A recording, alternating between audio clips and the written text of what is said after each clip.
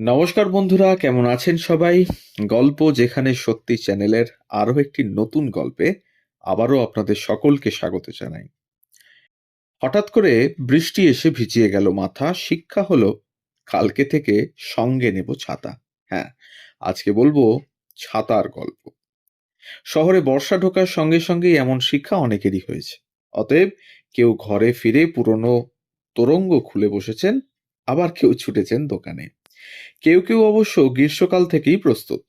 আরে বাবা, গ্রীষ্ম কিংবা বর্ষা, কেসি পালি যে বর্ষা।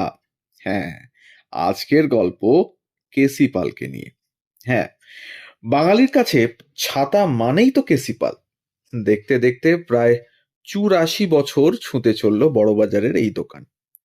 আর এখন ডালপালা মেলে পরিধিও বেড়েছে অনেকটাই। মাথার উপর এমন একটা ছায়া থাকলে আর চিন্তা কিসের। অবশ্য ১৯৪২ সালে যখন কেসিপালের ছাতার ব্যবসা শুরু হলো, তখন বাঙালি রোদ কিংবা বৃষ্টি নিয়ে অতটা চিন্তিত ছিলেন না। বাঙালির মাথার উপরে তখন পড়েছিল বোমা। নেতাজি তখন সিঙ্গাপুরে, জাপানে রাসবিহারী বসু তার জন্য অপেক্ষা করছেন। আর শ্যামবাজার খিদিরপুরে ঝাঁকে ঝাঁকে পড়ছে জাপানি বোমা। আবার স্বাধীনতা আন্দোলনের নতুন নতুন মোড় দেখা যাচ্ছে। ব্রিটিশদের তাড়াতে না পারলে তো এই যুদ্ধের হাত থেকে নিস্তার নেই। নিতান্তই ভয়ে কাবু যাঁরা, তাঁরা তখন নৌকায় উঠে ফিরে যাচ্ছেন গ্রামের দিকে। কলকাতায় থাকা আর সম্ভব নয়, কিন্তু তুলসীদাস পালের ছাতার ব্যবসা ছেড়ে যেতে পারলেন না ছেলে কার্তিক চন্দ্র পাল। বরং সেই ব্যবসাকেই আরো খানিকটা বাড়ানোর চেষ্টা করলেন তিনি। এভাবেই বড়বাজার পুরুষোত্তম রায় স্ট্রিটে তৈরি হলো প্রথম দোকানটি। ৫ বছরের মধ্যে আরেকটি দোকান তৈরি হলো হ্যারিসন রোড, অর্থাৎ আজকের মহাত্মা গান্ধী রোডে। দেশ তখন স্বাধীনতার স্বপ্নে মশগুল। আর এই সময় দেশীয় শিল্পের চাহিদা যে বাড়বে তাতে সন্দেহ নেই। কিন্তু ব্যবসা ফুলে ফেঁপে ওঠা থেকে আহ, দেখে যেতে পারলেন না ঠিক কার্তিক চন্দ্র ওরফে কেসি পাল। ১৯৪৭ সালে মাত্র ৫২ বছর বয়সে তার মৃত্যু হলো। ব্যবসার হাল ধরলেন দুই ছেলে, অনাথনাথ এবং বিশ্বনাথ। বাকি দুই ছেলে অলোকনাথ এবং দেবনাথ তখন রীতিমতো ছোট। তবে অনাথনাথ ছিলেন ব্যবসার ব্যাপারে অত্যন্ত সিরিয়াস। সেই ২৪ বছর বয়স থেকেই সারা দেশ ঘুরে বেড়াতেন তিনি। এদেশে অনাথনাথের নামের সঙ্গে পরিচয় নেই এমন ছাতার ব্যবসায়ী পাওয়া খুব মুশকিল। এভাবেই কেসি পাল অ্যান্ড সন্স নিজেই হয়ে উঠল একটি ট্রেডমার্ক। নামের উপরে সরকারি আর চিহ্নের দিকে না তাকিয়ে বাঙালি নিশ্চিন্তে ভরসা রেখেছে এই কেসি পালে। ওই যে নিচে লেখা সিন্স 1942, ওইটুকুই যথেষ্ট। রোদ ঝড় অথবা বৃষ্টিতে একান্ত বন্ধুর মতো কেসি পাল অ্যান্ড সন্স। কখনো কখনো তাকে দেখা যায় বৃদ্ধের লাঠি হয়ে দাঁড়াতেও। আবার সময়ের সঙ্গে সঙ্গে আধুনিকতার ছোঁয়াও লেগেছে। ৩ ফোল্ডের ছাতা অনায়াসে ঢুকে যায় আধুনিকার ভ্যানিটি ব্যাগের মধ্যে। আজকাল ছাতার পাশাপাশি বর্ষাতির ব্যবসাতেও বাজার দখল করেছে কেসিপাল। পশ্চিমবঙ্গ, বিহার, উড়িষ্যা ছাড়িয়ে ব্যবসা ছড়াচ্ছে আসাম এবং ত্রিপুরাতেও।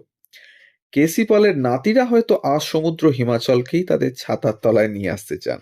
তবে অসংখ্য মানুষের মাথার ছাতা ধরে আছে যে পরিবার, তার মাথার ছাদটাও একইভাবে দাঁড়িয়ে আছে রোদ বৃষ্টি উপেক্ষা করে। ব্যবসার ভাগাভাগি হয়েছে ঠিকই, কিন্তু চার নাতি এখনো একসঙ্গেই থাকেন চিত্তরঞ্জন এভিনিউয়ের সাবেক গড়নের তুলসী ভবনের মধ্যেই। সেই সঙ্গে দুটি দোকানের ১০ জন কর্মচারী এবং সিমলা অঞ্চলের কারখানার প্রায় ৪০ জন কর্মী, সবাইকে নিয়েই কেসিপালের এক্সটেন্ডেড পরিবার। গড়ে প্রতিদিন প্রায় ২০ ডজন ছাতার যোগান দিয়ে চলেছেন তারা। তবে সাইকেলের মতোই ছাতা তৈরির সরঞ্জামও এদেশের কোনো কোম্পানি বানায় না। কেসি পাল অ্যান্ড সন্স ছাতার কাপড়, রিবস এবং পাট আমদানি করে তাইওয়ান থেকে। বর্তমানে কারখানার মালিক রঞ্জন পালের কথায় সবকিছু বানাতে গেলে একটি কারখানায় হবে না, অন্তত ৪টি কারখানা প্রয়োজন। তবে এই পরিকল্পনাও যে নেই তেমনটা নয়। কেসি পালের ছাতার সঙ্গে যেরকম ৮৪ বছরের ফেলে আসা ইতিহাস জড়িয়ে আছে, তেমনই আছে এগিয়ে চলার স্বপ্ন। শুধু বাঙালি নয়, হয়তো একদিন সারা ভারতে বিভিন্ন ভাষায় মানুষ বলবে, গ্রীষ্ম কিংবা বর্ষা, কেশিপালি ভরসা। তো এই ছিল বন্ধুরা আজকের গল্প, কেসিপালের গল্প, ছাতার গল্প, এক বাঙালি শিল্পপতির গল্প। আমাদের গল্প যদি ভালো লাগে তাহলে আবারও মনে করিয়ে দিই, আমাদের চ্যানেলটাকে সাবস্ক্রাইব করে একটু পাশে থাকবেন।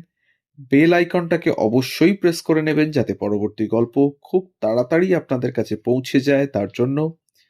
আর যদি ভালো লাগে আমাদের গল্প এতটুকু তাহলে একটা লাইক, একটা কমেন্ট আর একটু শেয়ার করে দেবেন আমাদের গল্পগুলো কাছের মানুষদের সাথে, যাতে আমরা পৌঁছে যেতে পারি আরো অনেক মানুষের কাছে।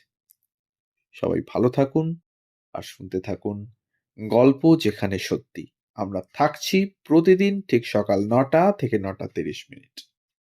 সবাই ভালো থাকুন। ধন্যবাদ।